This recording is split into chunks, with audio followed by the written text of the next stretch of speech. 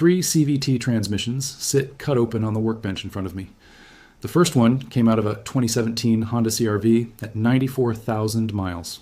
You can see the push belt sitting between the two pulleys, except the belt segments have polished mirror bright on the flanks where they should still show their factory crosshatch.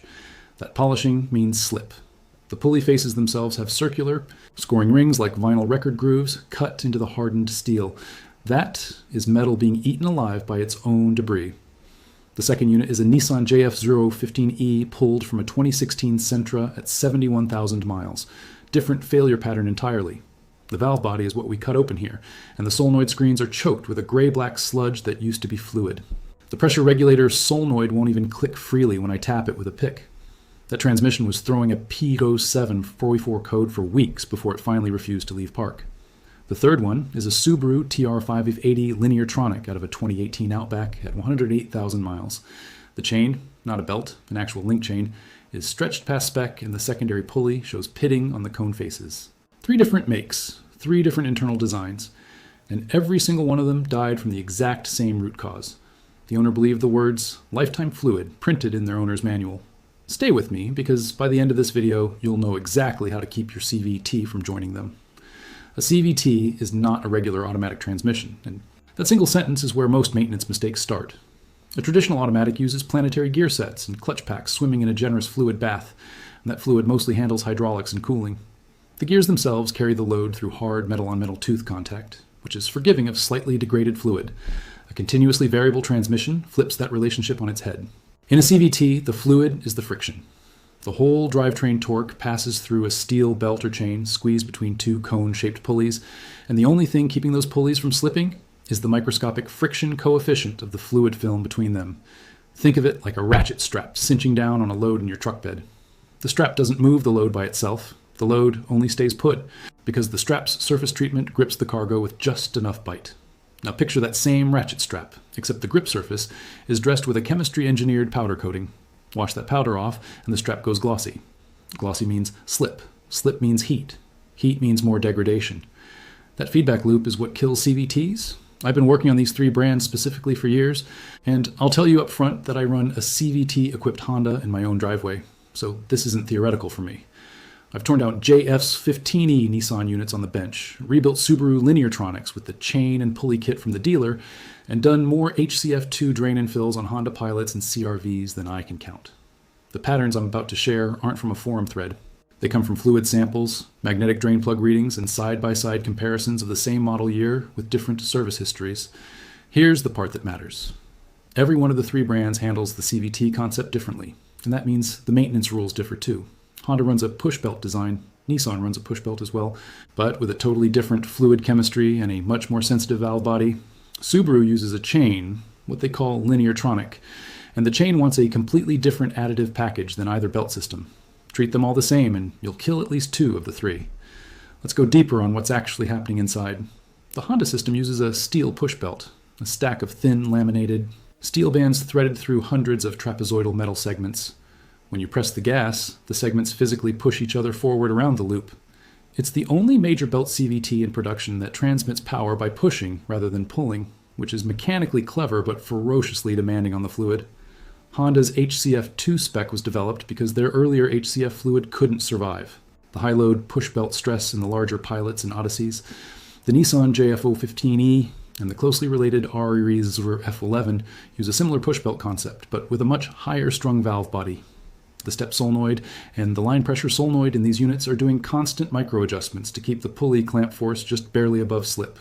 That precision is wonderful when the fluid is fresh and the screens are clean. When the fluid breaks down, those solenoid passages become the first casualty. Nissan calls for NS2 fluid in older units and NS3 in the newer JF15E and JF016E generations. They are not interchangeable, and using NS2 in an NS3 application tends to correlate with judder complaints inside 20,000 miles. The Subaru Lineartronic is the odd one out.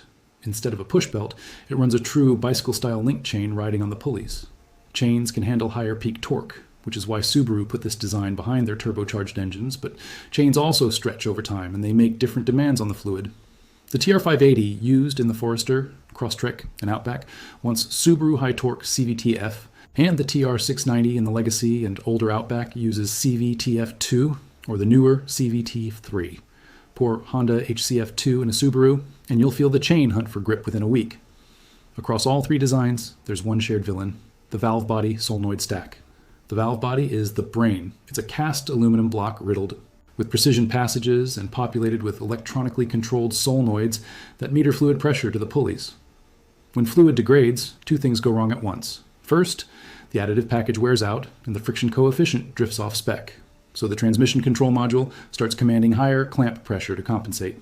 Second, the worn fluid carries microscopic metal particles, the wear products of those polished belt segments, and those particles lodge in the solenoid screens and the spool valve clearances. Now your line pressure is wrong and your control inputs are sticky. That combination is what produces the dreaded shudder on light throttle around 35 to 45 miles per hour. Here's a quick gut check before we get to the actual procedure. If your CVT shudders during light throttle cruise, if it hesitates on launch from a stop, if you feel a faint slip when you punch it, to merge onto a highway, your fluid is begging you. Don't ignore those signs. Now let's talk about how to fix it before it becomes a teardown. The drain and fill technique on a CVT is not the same as on a traditional automatic, and this is where I see backyard mechanics get burned. You cannot flush a CVT the way you'd flush a 6-speed automatic. High-velocity flush machines can knock loose particulate that's currently sitting harmlessly in a corner of the pan and drive it straight into a solenoid screen. The correct method is the dignified, boring, repeatable drain and fill. You crack the drain plug, capture exactly what comes out, measure it, and replace exactly that volume with fresh fluid. On a Honda HCF2 system, you'll typically pull about 3.5 to 4 quarts. On the Nissan JF015E, you're looking at roughly 4 quarts.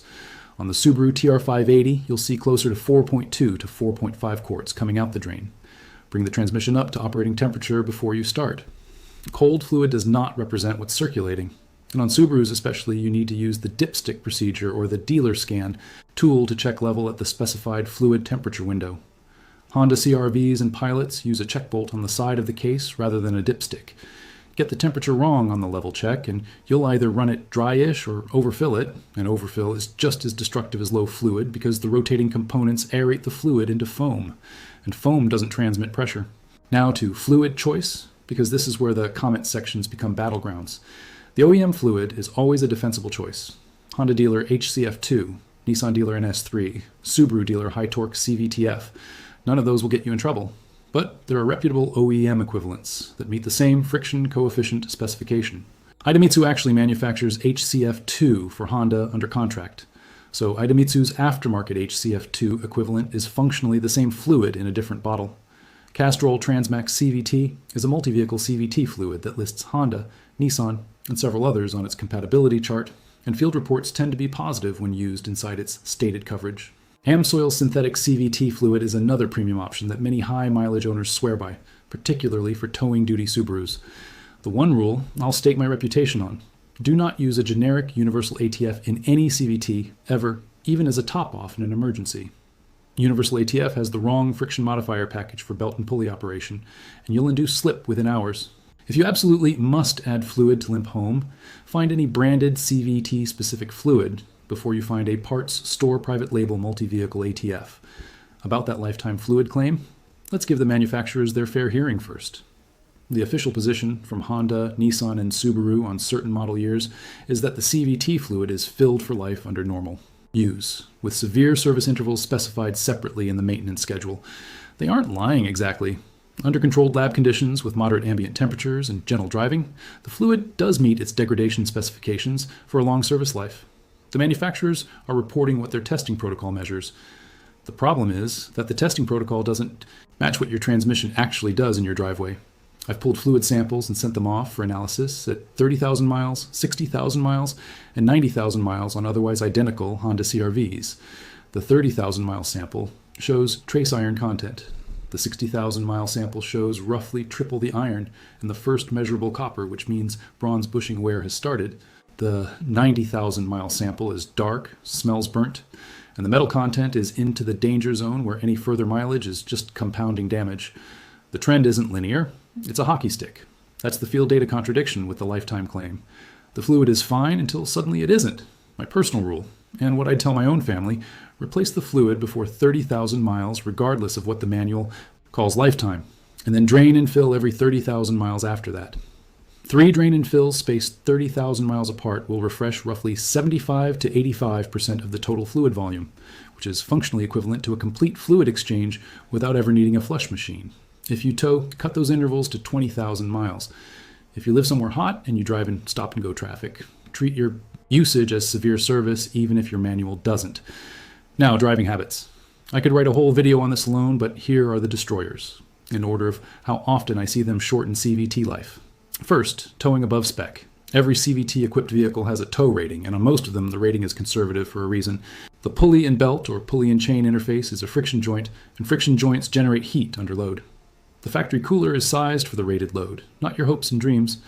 Exceed the spec, and the fluid temperature climbs into territory where oxidation accelerates exponentially. If you tow at all, even within spec, add an auxiliary CVT cooler. The aftermarket makes them. They cost a couple $100 installed.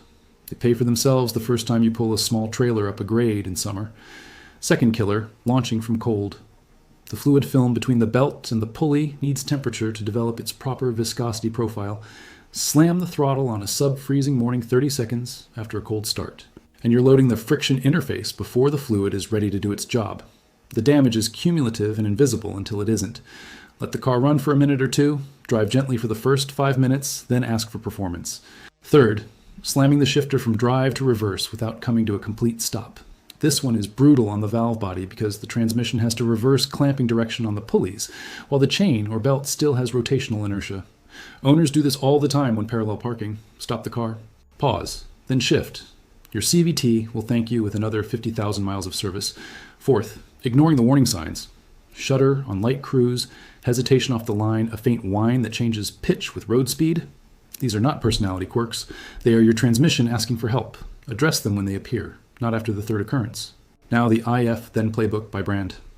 Honda owners, if your CR-V, Pilot, Accord, or Civic is past 30,000 miles and has never had a fluid service, drain and fill with HCF2 immediately. Use Honda dealer fluid or Idemitsu HCF2 equivalent. Plan 2 more drain and fills at roughly 5,000 mile intervals to refresh the system. Then settle into a 30,000 mile cycle. If you hear a juddering shudder around 40 mph, schedule the service this weekend, not next month. If you tow even occasionally, add an external cooler and switch to a 20,000 mile interval. Nissan owners, if your Sentra, Altima, Rogue, Versa, or Pathfinder has the JF Row 15E or RE0F11 and you're past 30,000 miles without service, this is your priority maintenance item this month. Use NS3 fluid for newer applications and NS2 for older units. Check your specific year and model because Nissan changed the spec midstream on several platforms. If you have any judder, hesitation, or a stored P744, P17 F0, or Passatinho F1 code, do not wait. A fluid service plus a valve body inspection now may save you a full unit replacement later. Nissan CVTs are the least forgiving of the 3 brands and the most punishing of neglect. Treat them accordingly. Subaru owners, if your Forester, Outback, Crosstrek, Legacy, Impreza, or Ascent has the TR580 or TR690 Lineartronic, your fluid is high torque CVTF for the TR580 and CVTF2 or CVTF3 for the TR690. Confirm the spec on the underhood sticker. If you're past 30,000 miles unserviced, drain and fill now. If you drive a turbocharged WRX, Legacy GT, or Ascent under any kind of spirited or loaded conditions, treat 20,000 miles as your interval and budget for an auxiliary cooler. Subaru chains tend to last longer than Honda or Nissan belts under reasonable care, but they punish overheating worse than either competitor because the chain itself can stretch permanently once heat has annealed the link pins. For all 3 brands, warm the transmission fully before hard load, never slam D to R, replace fluid pre-30K even if the book says lifetime, and install an auxiliary cooler if you tow or live somewhere genuinely hot. Those 4 rules alone, applied consistently, may extend the service life of your CVT well past 200,000 miles. I've personally seen Honda Pilots and Subaru Outbacks cross that threshold with original transmissions when the owner committed to the maintenance discipline I just laid out. This is the kind of video you'll want to come back to. Save it, share it with anyone you know who drives a Honda, Nissan, or Subaru with a CVT, because most of them don't know any of what we just covered, and most of them are on the lifetime fluid path to a $5,000 repair bill. Drop a comment with your make, model, and current mileage, and tell me whether you've ever had a fluid service done. I rate everyone, and I'll answer brand-specific questions in the replies. Your CVT is fixable. Most of them die from neglect, not from defect. Now you know the difference.